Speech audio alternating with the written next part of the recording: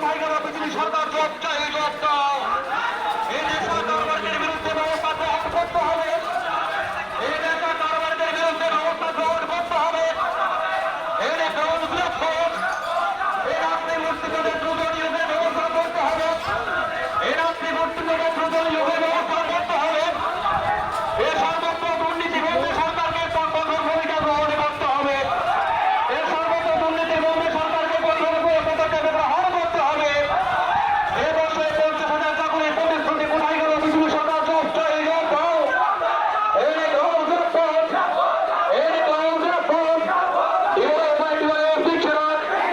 বিরোধী স্টেশনে কাঞ্চনজঙ্ঘা স্টপেজ দিতে হবে।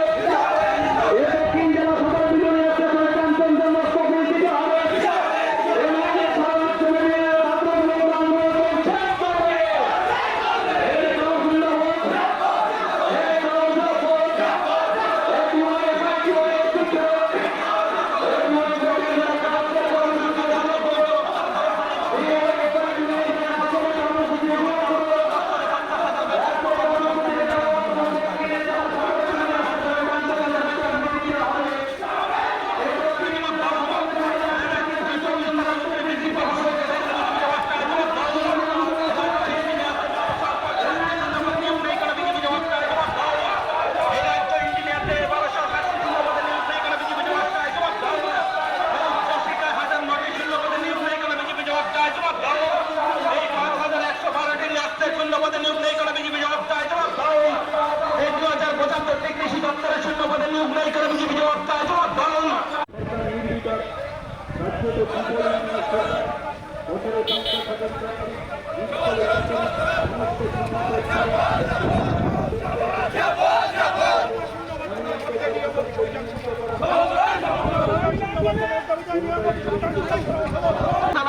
কাঞ্চনজঙ্ঘা স্টপেজ দিতে হবে।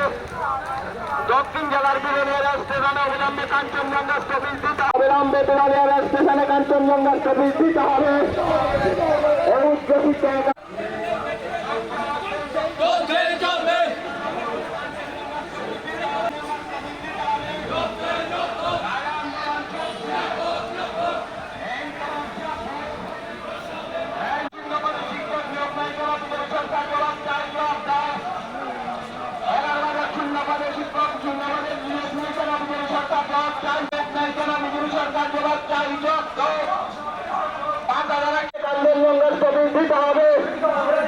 দক্ষিণ জেলার বিরোধী স্টেশনে কাঞ্চনজঙ্ঘার ছবি দিতে হবে।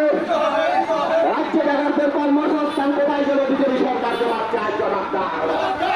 রাজ্যের বেকারদের কর্মসংস্থান কোথায় গেল বিজেপি সরকার? জবাব চাই, জবাব দাও। এই সর্বত্র দুর্নীতি বন্ধ সরকারকে বড় ব্যবস্থা গ্রহণ করতে হবে। এই সর্বত্র ভারতবর্ষের কেন্দ্রীয় সরকার তাদের কার্যকরী পদক্ষেপ জারি থাকবে, কিন্তু আমরা দেখলাম যে কেন্দ্রীয় সরকারের এই ব্যর্থতার কারণে 28 জন নিরীহ নাগরিককে খুন হতে হলো। আমরা মনে করি টিওয়াইএফআই এবং টিওয়াইএফ যখন আজকে আমাদের ভারতবর্ষের ঐক্য, অখণ্ডতা এবং সার্বভৌমত্বের সামনে একটা চ্যালেঞ্জিং পরিস্থিতি তৈরি হয়েছে, তখন আমরা সংকীর্ণ রাজনীতি ভুলে গিয়ে দল মতের ঊর্ধ্বে উঠে আমাদের ভারতবর্ষকে রক্ষা করবার জন্য, দেশ মাতৃকাকে রক্ষা করবার জন্য আমরা এক কাট্টা হয়ে আমরা ভারতবর্ষের পতাকাকে, স্বাধীনতার পতাকাকে ঊর্ধ্বে তুলে ধরবার জন্য আমরা সংকীর্ণ রাজনীতি ভুলে গিয়ে আমরা একজুট হয়ে আমরা ভারতবর্ষের পাশে দাঁড়াবো, দেশের সরকারের পাশে আমরা থাকবো। কিন্তু স্বাভাবিকভাবেই কতগুলো প্রশ্ন আমাদের করতে হবে। কেন নিরাপত্তা বাহিনী পর্যটকদের এই নিরাপত্তা দিতে ব্যর্থ হলো? বন্ধুগণ, আপনাদের নিশ্চয়ই মনে থাকবে 2016 সালে ভারতবর্ষের নরেন্দ্র মোদীর নেতৃত্বাধীন সরকার তারা নোটবন্দি করে ঘোষণা করেছিল যে এই নোটবন্দি আসলে সন্ত্রাসবাদের বিরুদ্ধে, সন্ত্রাসবাদকে মোকাবেলা করার প্রশ্নে এই নোটবন্দি একটি কার্যকরী পদক্ষেপ হিসাবে বিবেচিত হবে, কালো টাকা উদ্ধার হবে, সন্ত্রাসবাদীদের তৎপরতা অনেকটাই কমবে। 2016 সালে এই কথা প্রচার করা হয়েছিল। তারপর আমরা জানি সংবিধানের 370 ধারা কাশ্মীরের উপর থেকে তুলে নিয়ে কাশ্মীর রাজ্যটাকে ক্ষতবিক্ষত করে দেওয়া হলো এবং গোটা পৃথিবীর মানুষের সামনে, গোটা দেশের মানুষের সামনে একটা বার্তা পৌঁছে দেওয়া হলো যে কাশ্মীর সুরক্ষিত। যে কেউ মানুষ, যে কোনো মানুষ, পর্যটকরা আপনারা নির্বিঘ্নে কাশ্মীরে যেতে পারেন, বেড়াতে যেতে পারেন, ভূস্বর্গ কাশ্মীরের সৌন্দর্য আপনারা উপভোগ করতে পারেন। কিন্তু আমরা দেখলাম সরকারের এই প্রতিশ্রুতি ব্যর্থতায় পর্যবসিত হলো। গত পরশুদিন 28 জন নিরীহ পর্যটককে নির্মমভাবে খুন হতে হলো। কোথায় ব্যর্থতা? কেন নিরাপত্তা বাহিনীর এই দুর্বলতা? তার জন্য কারা দায়ী? এই ঘটনার জন্য কারা দায়ী? কোথায় দুর্বলতা ছিল? এই প্রশ্নগুলো আমাদের তুলতে হবে, কারণ এটা ভারতবর্ষকে রক্ষা করার প্রশ্ন, এটা আমাদের দেশের ঐক্য অখণ্ডতাকে রক্ষা করার প্রশ্ন।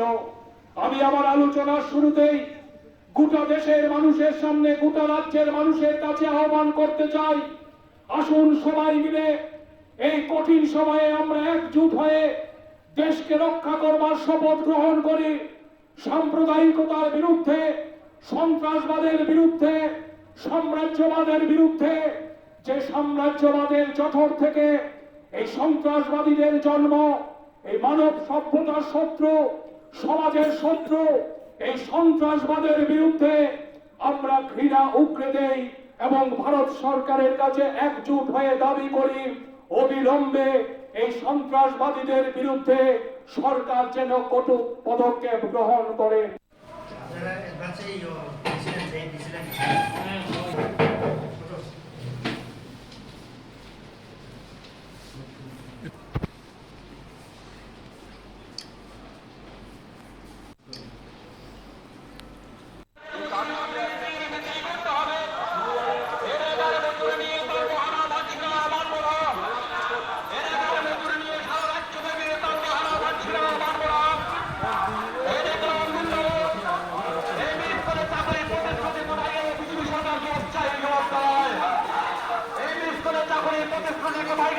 সরকার জবাব চাই, ব্যবস্থা করতে হবে।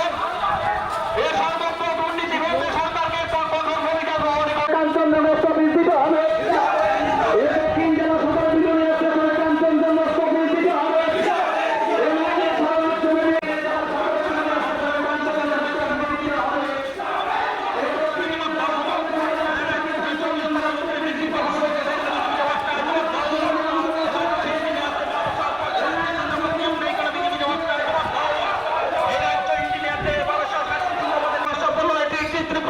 শূন্যপদে নিয়োগ নেই কেন? বিজেপি জবাব চায়, জবাব দাও।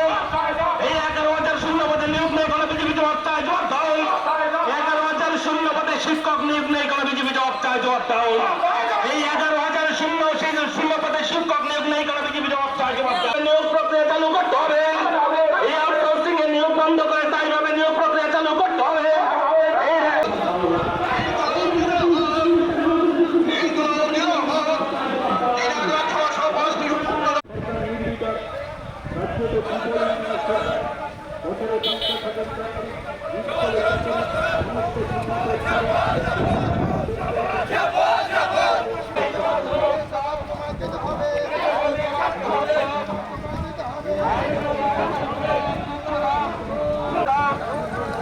রাজ্যের ইঞ্জিনিয়ারদের 1207 শূন্যপদে আন্দোলন চলছে, নইলে ছাত্র জীবনের আন্দোলন চলছে। জেলা শাসকের নিকট আজকে ডেপুটেশনে দলে দলে যোগ দিন, যোগ দেওয়ার আন্দোলন অবিলম্বে তুলে নিয়ে যায়।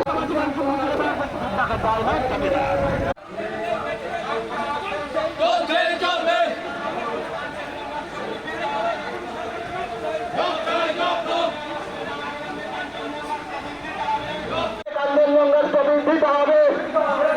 দক্ষিণ জেলার বিরোধী স্টেশনে কাঞ্চনজঙ্ঘার ছবি দিতে হবে।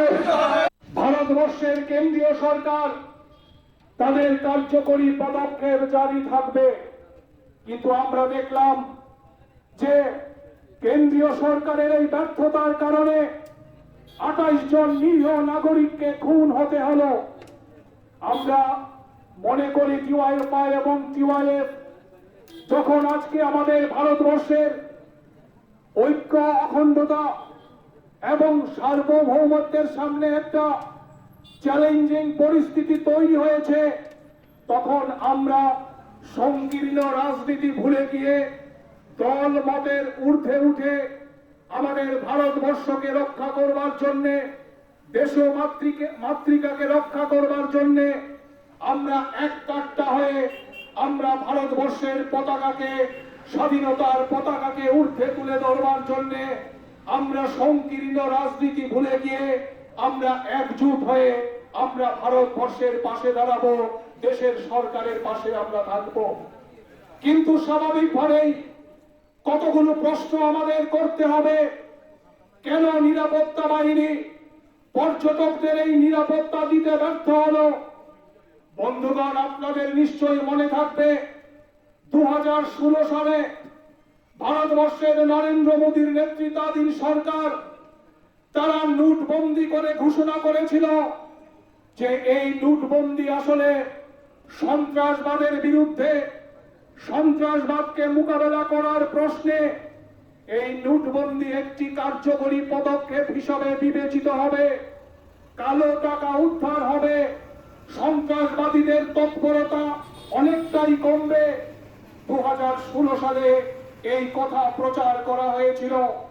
তারপর আমরা জানি সংবিধানের 370 দ্বারা কাশ্মীরের উপর থেকে তুলে নিয়ে কাশ্মীর রাজ্যটাকে ক্ষতবিক্ষত করে দেওয়া হলো এবং গোটা পৃথিবীর মানুষের সামনে, গোটা দেশের মানুষের সামনে একটা বার্তা পৌঁছে দেওয়া হলো যে কাশ্মীর সুরক্ষিত, যে কেউ মানুষ, যে কোনো মানুষ, পর্যটকরা আপনারা নির্বিঘ্নে কাশ্মীরে যেতে পারেন, বেড়াতে যেতে পারেন, ভূস্বর্গ কাশ্মীরের সৌন্দর্য আপনারা উপভোগ করতে পারেন।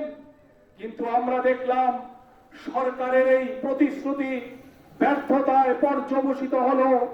গত পরশুদিন 28 জন নিরীহ পর্যটককে নির্মমভাবে খুন হতে হলো। কোথায় ব্যর্থতা? কেন নিরাপত্তা বাহিনীর এই দুর্বলতা? তার জন্য কারা দায়ী? এই ঘটনার জন্য কারা দায়ী? কোথায় দুর্বলতা ছিল? এই প্রশ্নগুলো আমাদের তুলতে হবে, কারণ এটা ভারতবর্ষকে রক্ষা করার প্রশ্ন, এটা আমাদের দেশের ঐক্য, অখণ্ডতাকে রক্ষা করার প্রশ্ন। আমি আমার আলোচনার শুরুতেই গোটা দেশের মানুষের সামনে, গোটা রাজ্যের মানুষের কাছে আহ্বান করতে চাই, আসুন সবাই মিলে এই কঠিন সময়ে আমরা একজোট হয়ে দেশকে রক্ষা করবার শপথ গ্রহণ করি। সাম্প্রদায়িকতার বিরুদ্ধে, সন্ত্রাসবাদের বিরুদ্ধে, সাম্রাজ্যবাদের বিরুদ্ধে, যে সাম্রাজ্যবাদের জঠর থেকে এই সন্ত্রাসবাদীদের জন্ম, এই মানব সভ্যতার শত্রু, সমাজের শত্রু, এই সন্ত্রাসবাদের বিরুদ্ধে আমরা ঘৃণা উগরে দেই এবং ভারত সরকারের কাছে একজোট হয়ে দাবি করি অবিলম্বে এই সন্ত্রাসবাদীদের বিরুদ্ধে সরকার যেন কঠোর পদক্ষেপ গ্রহণ করে। আপনারা এডভান্সে প্রেসিডেন্ট